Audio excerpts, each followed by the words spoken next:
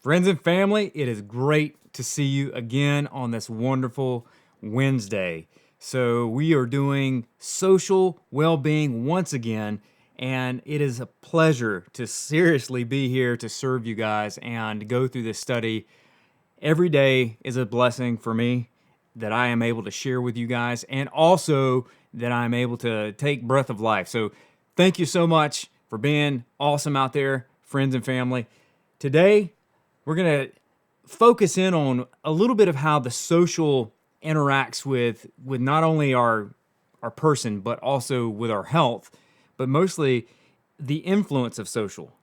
And what I mean by that is when you have people around you, they're affected in your community, not only by the community, and I tie it back to, again, to social and community are very close, but the social well-being is more at a personal level. Whereas where your community can be something where you serve in, but social is more like what's directly around you and the people that are around you and your influence. So think about your diet and think about how your exercise and all the little things around you kind of mimic the circle, the social circles that you're part of. Because it's really difficult to break out and make a change when you keep going back to what's comfortable for you in your social setting. Because I like to sit on the couch late at night and watch TV with my wife, but that's after, obviously, that I've spent some time in the gym, right? So let's go ahead and cut over to our book, and we've got some good stuff here.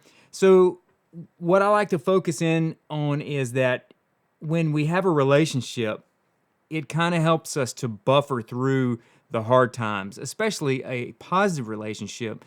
And one that we have here in the Camp Southern Ground community is a positive relationship. So when you look at how it works as far as like your physical, it helps you to kind of take away that stress and focus in on the cardiovascular internal when you're physically working out, but also it kind of reduces how the stress takes on your heart, especially when you have somebody there to support you and move through.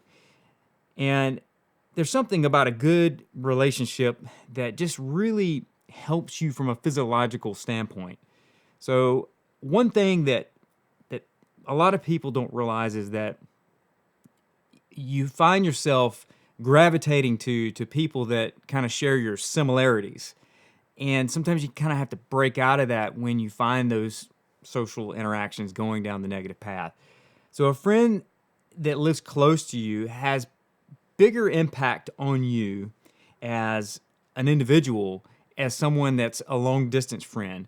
But that also can depend on who you are as a social person. Like a lot of people, they have a tight circle where they live, but then they also have a tight group on the internet, via social media and things like that.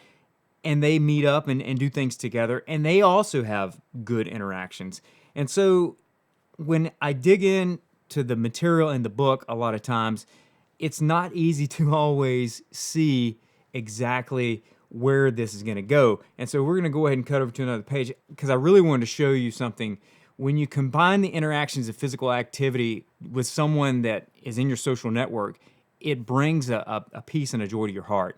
And I think one of the biggest things that I took away from reading this chapter in the well-being, the 5 essential elements, is that even more, it really influences not just you, but how quickly you can recover from wounds, physical and mental wounds.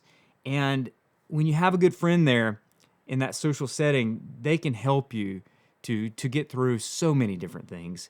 And so I was very interested to see the data here, and it's right here. The data suggests that having a thriving day, that we need at least 6 hours of social time. You know, I don't think that's meaning internet social time. I think that's meaning, face-to-face social time. But unfortunately, right now, we can't really do that.